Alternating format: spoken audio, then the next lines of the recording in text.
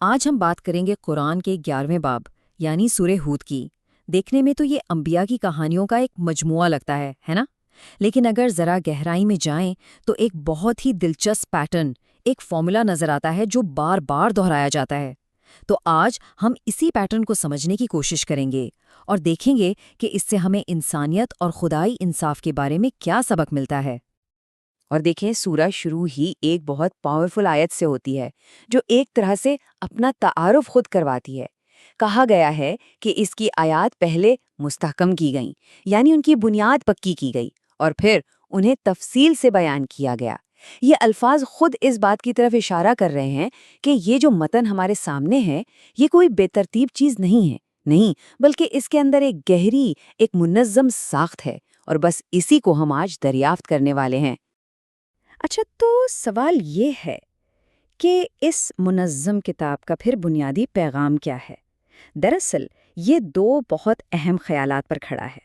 ایک طرف ہے تنبیہ یعنی ایک وارننگ، اور دوسری طرف ہے خوشخبری۔ یہ دونوں چیزیں، یہ دونوں دھاریں پوری سورے میں ساتھ ساتھ چلتے نظر آتے ہیں۔ اور مزے کی بات یہ ہے کہ یہ پیغام بہت ہی سادہ ہے، بالکل سیدھا۔ دعوت کیا ہے کہ بھئی صرف ایک خدا کی عبادت کرو اور اسی سے معافی مانگو، بس۔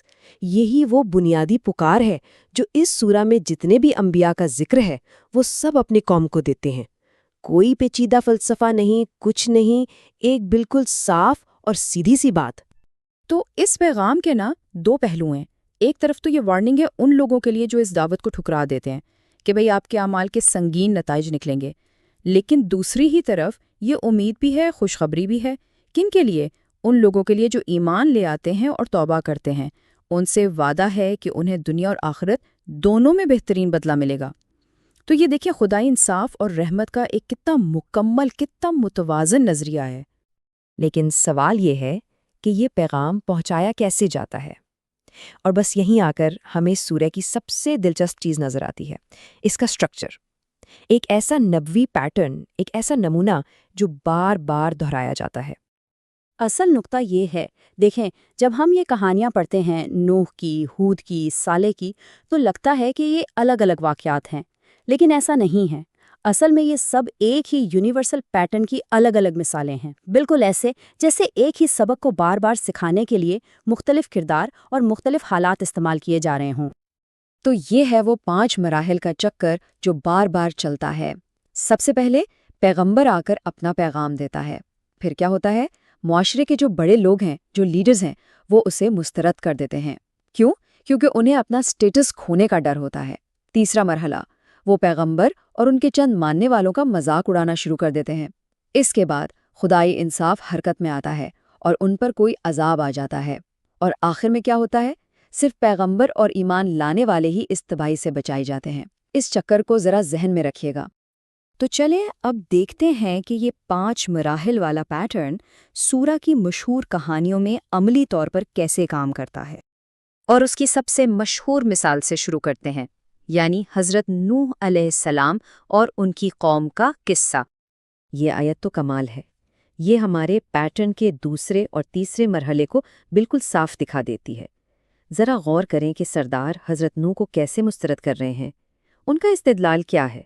پہلی بات، تم تو بس ہمارے جیسے ایک انسان ہو، اور دوسری، تمہارے پیچھے چلنے والے تو معاشرے کے سب سے غریب، سب سے نچلے طبقے کے لوگ ہیں۔ یعنی سارا انکار کس بنیاد پر ہے؟ تکبر اور سماجی حیثیت پر۔ اور پھر نتیجہ؟ وہ بالکل صاف ہے۔ ہمارے پیٹرن کا چوتھا اور 5واں مرحلہ، جو ایمان لائے وہ کشتی پر بچا لیے گئے، اور جنہوں نے انکار کیا انہیں طوفان نے ختم کر دیا۔ لیجئے، پیٹرن مکمل ہو گیا۔ لیکن کہانی یہاں ختم نہیں ہوتی۔ یہ پیٹرن صرف حضرت نوح کے قصے تک محدود نہیں ہے۔ چلیں آگے بڑھتے ہیں اور دیکھتے ہیں کہ قوم عاد کے ساتھ کیا ہوا، جن کی طرف حضرت ہود علیہ السلام کو بھیجا گیا تھا۔ اور یہاں بھی بالکل وہی انکار کا انداز۔ قوم عاد نے حضرت ہود سے کہا کہ بھائی کوئی صاف صاف نشانی تو لاؤ، ہم تمہارے کہنے پر اپنے خداؤں کو نہیں چھوڑنے والے۔ انہوں نے اپنے باپ دادا کے طریقوں کو چھوڑنے سے انکار کر دیا۔ تو یہ انکار کی ایک اور قسم ہے جو ضد اور پرانی رسموں پر قائم تھی۔ اور نتیجہ ایک بار پھر بالکل وہی۔ ایمان لانے والوں کو اللہ کی رحمت نے بچا لیا اور انکار کرنے والوں کو ایک زبردست آندھی نے آ پکڑا۔ تو دیکھیں وہی پیٹرن ایک بار پھر دہرایا گیا، جس سے یہ بات اور بھی پکی ہو جاتی ہے کہ یہ کتنا اہم ہے۔ اور یہ سلسلہ چلتا رہتا ہے۔ سورہ ہود میں یہی پیٹرن ہمیں حضرت صالح، حضرت ابراہیم اور لوط، حضرت شعیب اور حضرت موسیٰ علیہ السلام کی کہانیوں میں بھی نظر آتا ہے۔ ہر ایک کہانی اسی ایک مرکزی خیال کو مضبوط کرتی ہے کہ ہر عمل کا ایک نتیجہ ہوتا ہے۔ تو اب ایک بڑا سوال پیدا ہوتا ہے، آخر قرآن ایک ہی طرح کی کہانی کو، ایک ہی پیٹرن کو بار بار کیوں دہرا رہا ہے؟ اس کا مقصد کیا ہے؟ اور اس کا جواب بھی ہمیں سورہ کے اندر ہی مل جاتا ہے۔ یہ آیت کہتی ہے کہ رسولوں کے یہ واقعات جو بیان کیے جا رہے ہیں، ان کا مقصد دل کو مضبوط کرنا ہے۔ یعنی مقصد صرف تاریخ بتانا نہیں ہے، بلکہ سننے والے کو ہمت دینا، اسے تسلی دینا اور ایک سبق سکھانا ہے۔ تو حاصل کلام یہ ہے کہ یہ جو بار بار دہرایا جانے والا پیٹرن ہے نا، یہ اصل میں ایک بہت گہرا روحانی اور اخلاقی سبق ہے۔ یہ ہمیں یاد دلاتا ہے کہ تاریخ خود کو دہراتی ہے۔ ہر دور میں انسانوں کے سامنے ایک ہی بنیادی انتخاب رہا ہے، یا تو ایمان لے آؤ یا انکار کر دو، اور ہر انتخاب کا ایک لازمی نتیجہ ہوتا ہے۔